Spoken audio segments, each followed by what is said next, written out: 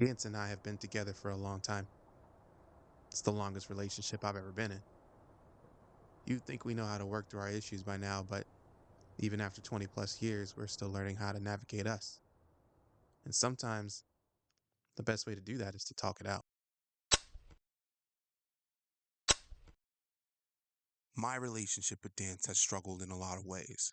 I actually think right now I'm going through a different chapter with it as I transition into a different part of my career.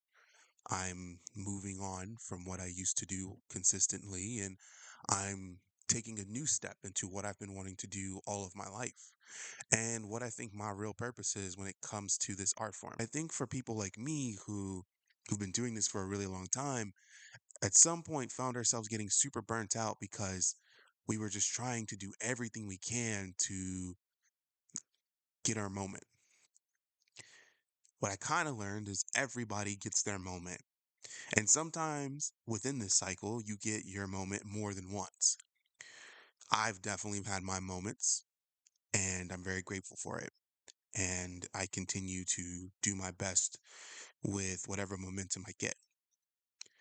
But when you don't get your moment, I think you should be asking yourself, is that okay? Which comes down to, why am I even doing this? Is it worth the effort?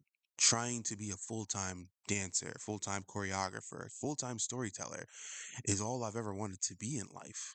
Or at least that's what I thought.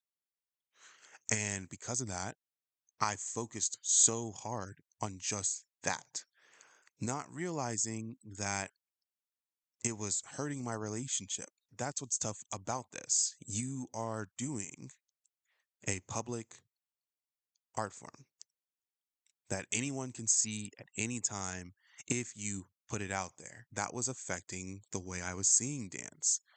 I thought that I was doing a lot of things wrong just because someone didn't like what I was doing. Or worse, I wasn't even being critiqued. So I wasn't being looked at. I was being overlooked. I'm trying to make a living here.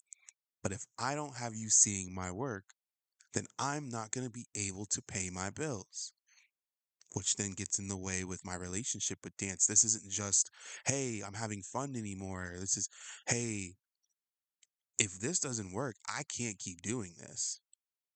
And that's a really scary thing to worry about, especially when it's the one thing that keeps you sane, free, and keeps you together. I think a lot of people stop dancing because of these kinds of conversations. Because at some point, you stopped chasing the dream because it got too difficult, because dance wasn't providing you what you thought it should have provided you. If I don't make it as a professional, if I don't have enough people giving me opportunities, I might not, I might think that this isn't for me, that I was not supposed to be a professional dancer, or worse, I wasn't supposed to be dancing at all, just because it's not working out for me professionally. And that's a tough thing to swallow, especially because it's not always true. It's hard to remember why you love this when you're trying to eat and pay your bills. I mean, I don't really know how else you can continue to enjoy something when it's the thing that's supposed to be putting food on your table. And you're not getting that audition. You're not getting called out for selects. You're not connecting with the cool choreographers. You're not getting casted by anybody. You're not seeing any real numbers on social media. You're not getting any random opportunity that changes your life. You're not on tour. You're not dancing with other artists. So it's tough. It's very easy to go, yeah, maybe this ain't it. Sometimes I ask myself, what would I be doing if I didn't dance at all? And I've come to realize that regardless if I make it professional or not, dance really saved my life in a lot of ways. I think I'd be in a very different mental state without it. I think my connections with people would be very different. I wouldn't have met my wife through dance. I wouldn't have met some of my best friends through dance. I wouldn't have changed people's lives through dance. Without it, I think that my life would not be as fruitful as it is right now. And this is why I keep coming back to it. Because of dance, my relationship with dance, I found out that I was doing a lot more for people than I thought I was. And that's something that I have to constantly remind myself. I'm impacting you. I'm changing your life.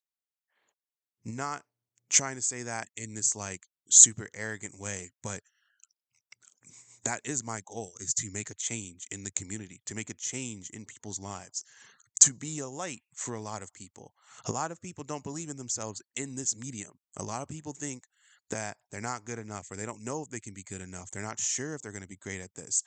And because of how my relationship went with dance, I learned that it is very possible for people to be as great as they possibly can be because other people were speaking into my relationship. I had mentors who were telling me, this is what you need to be doing, and just remind yourself what you're capable of doing with this art form. Other people speaking into my relationship allowed me to continue to move forward with this relationship. And I've figured out that I've done that a lot for other people. And that's why I can't let this go completely. Maybe I need to take a break from it, but to drop it permanently would be the biggest mistake I would have ever made in life. So it's important to me that I always remind myself that's my why. My why isn't just to have fun. My why isn't just to enjoy dance. My why is to be the change for others. My why is to give people hope. My why is to connect with people and let people know